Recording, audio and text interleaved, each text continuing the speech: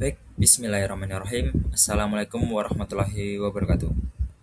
Pada kesempatan ini, kami dari kelompok 3 akan mempresentasikan materi mengenai methanol toxicity atau toksisitas metanol. Kelompok kami terdiri dari Afrilia Zuzita, Naufal Nadif, Fahri Zulfikar Andita, Nika Rizky Amelia, dan Zahwa Nasibatul Fajriyah.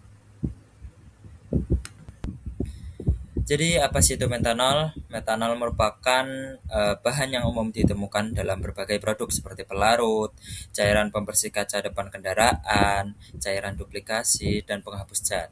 Zat ini terkadang disalahgunakan sebagai pengganti etanol oleh pecandu alkohol.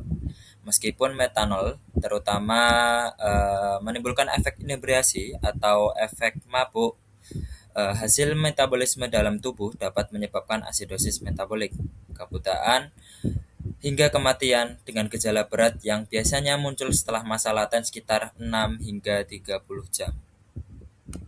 Selanjutnya ada mekanisme toksisitas dari metanol.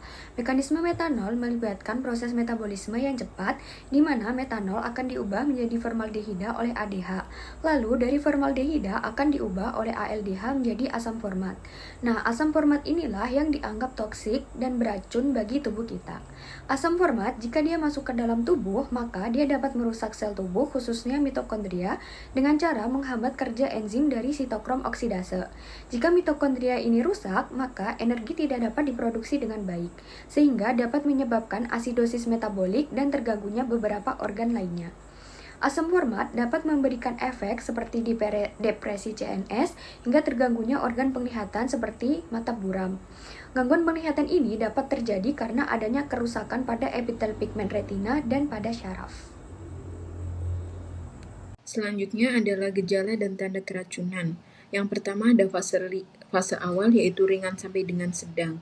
Pada keracunan alkohol ringan sampai dengan sedang, pasien biasanya tampak seperti orang mabuk, ditandai dengan rasa senang berlebihan, koordinasi gerak terganggu, jalan sempoyongan, gerakan mata tidak normal, serta penilaian dan refleks yang menurun.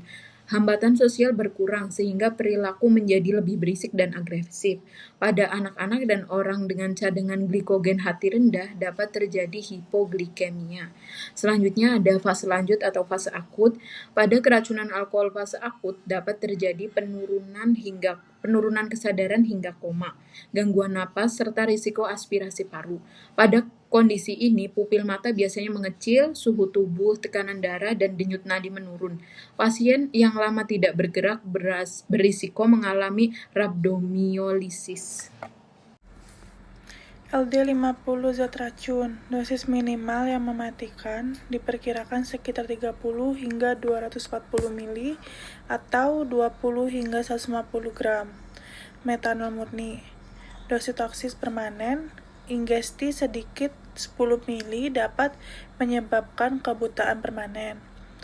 Kadar serum berbahaya, kadar serum metanol di atas 20 mg per dl dianggap serius, sedangkan kadar di atas 50 mg per dl biasanya memerlukan hemodialisis. Antidot spesifik. Tujuan utama pemberian antidot adalah untuk menghambat enzim alkohol dihidrogenase atau ADH agar metanol tidak berubah menjadi asam format yang beracun. Fomepizole atau 4-MP merupakan antidot pilihan utama saat ini karena memiliki afinitas yang jauh lebih tinggi terhadap ADH dibandingkan etanol dan tidak menyebabkan depresi sistem saraf pusat. Etanol atau alkohol digunakan sebagai alternatif jika fomepizole tidak tersedia. Etanol bekerja sebagai substrat kompetitif untuk enzim ADH. Asam folat diberikan untuk mempercepat metabolisme asam format menjadi karbon dioksida dan air. Baik, selanjutnya mekanisme antidot metanol. Etanol bekerja sebagai antidot dengan cara berkompetisi dengan metanol terhadap enzim ADH karena memiliki afinitas yang lebih tinggi, sehingga metabolisme metanol menjadi formaldehida dan asam format dapat dihambat. Dengan berkurangnya pembentukan asam format, resiko terjadinya asidosis metabolik dan kerusakan pada saraf optik dapat dicegah. Fomepizol bekerja dengan menghambat langsung enzim ADH, sehingga mencegah konversi metanol menjadi metabolik toksik tanpa menimbulkan efek intoksikasi seperti etanol. Oleh karena itu, fomepizol dianggap sebagai antidot yang lebih selektif dan aman dalam tata laksana keracunan metanol.